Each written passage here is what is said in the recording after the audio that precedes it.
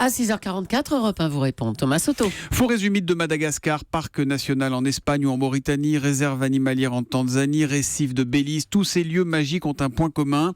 Ce sont des chefs-d'œuvre de la nature en péril et c'est de notre faute. Bonjour Jacques-Olivier Barthes. Bonjour. Vous êtes le directeur de la communication de WWF France, le Fonds mondial pour la nature. Le WWF vient de sortir un rapport sur ces sites classés par l'UNESCO au patrimoine mondial.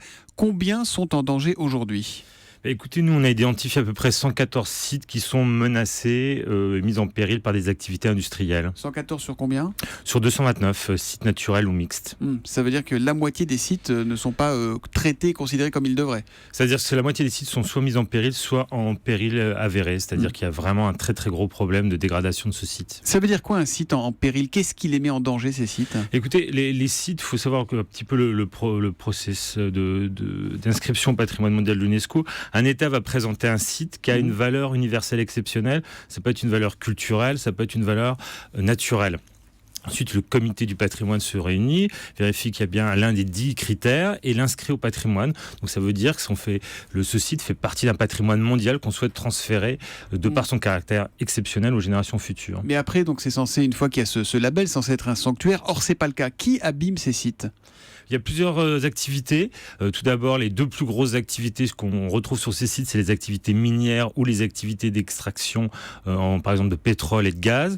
Ensuite, on trouve tout ce sur des sites classés par l'UNESCO au patrimoine mondial. Soit sur le site, soit à proximité du site, et donc ça a un impact direct sur le site. Dans le cas, par exemple, de la réserve de Cota Doñana, et c'est pas très loin, c'est en Espagne, vous avez eu des activités extractives à côté du site, et en 1998, une rupture de barrage qui a amené une énorme contamination de boue rouge sur l'ensemble du site. Mais ça veut dire que les États jouent peut-être un double jeu, il y a un double langage, que d'un côté elles demandent le classement et de l'autre elles autorisent ces entreprises, ces industries à travailler là. Il ne faut pas oublier que derrière les États, il y a des gouvernements. Donc vous pouvez avoir un gouvernement qui souhaite l'inscription du site et puis un gouvernement qui le succède et qui trouve qu'une activité économique est plus importante que le respect de ce site. Donc c'est aussi ça qu'il faut prendre en considération. Qui sont les pires élèves du monde ?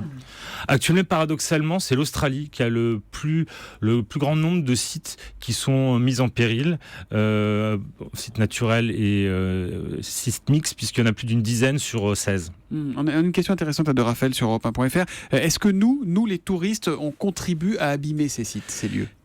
Alors, l'activité touristique, si elle est faite de façon intensive et industrielle, participe de la dégradation en effet de ces sites. C'est le cas, par exemple, de Belize, des récifs de Belize.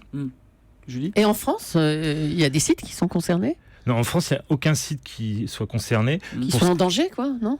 Pour les sites du patrimoine qui sont naturels, non. Si je prends le cas de l'Europe, il y a 3 sites qui sont identifiés. Il y a le bassin du Danube en Roumanie.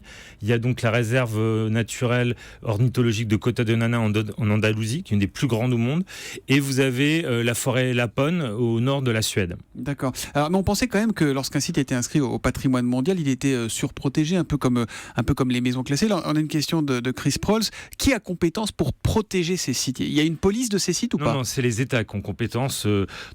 Les États sont inscrits dans la Convention de protection du patrimoine mondial, qui est une convention de l'ONU, et après ça. Donc, qui signe, qui les engage normalement. Qui les engage, et après ensuite c'est à eux, puisque les conventions de l'ONU ne respectent la souveraineté des États, donc c'est aux États d'appliquer les règles de respect de ces sites. Et ces conventions ne prévoient pas de sanctions ? L'UNESCO ne peut rien faire ? Ils sont obligés de regarder ça en se La plus grosse désolant ? sanction, c'est quand même l'inscription sur la liste du patrimoine en danger, qui est quand même une image qui amène une image très dégradée du pays. C'est-à-dire que l'idée que l'Australie ait pratiquement 10 sites inscrits qui sont soit mis en péril, soit en péril éprouvé, ça prouve que vraiment l'Australie n'a peu d'intérêt à son patrimoine naturel, qui, il faut bien l'avoir en perspective, est quand même un patrimoine mondial, donc il y a une responsabilité collective sur ces sites. Ça n'appartient pas à un État et ça n'appartient pas à un gouvernement à un moment donné. Là, c'est notre planète, comme on dit.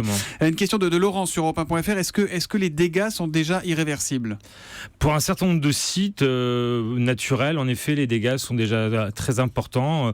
Par exemple, le cas de Belize, 40% du récif est déjà excessivement dégradé. Donc on ne peut plus rien faire. Comment on peut faire pour rectifier le tir aujourd'hui ? 40%, ça veut dire qu'il y a encore 60% du récif qu'on peut pas encore protéger, mais les 40% sont déjà perdus, ce qui explique que le site est en péril éprouvé. Ce qui est quand même curieux, Jacques-Olivier Barthes, c'est qu'aujourd'hui on est dans une époque où les entreprises, les industries mettent des labels verts partout où elles peuvent, essayent de faire croire qu'elles sont écologistes ou écologiques.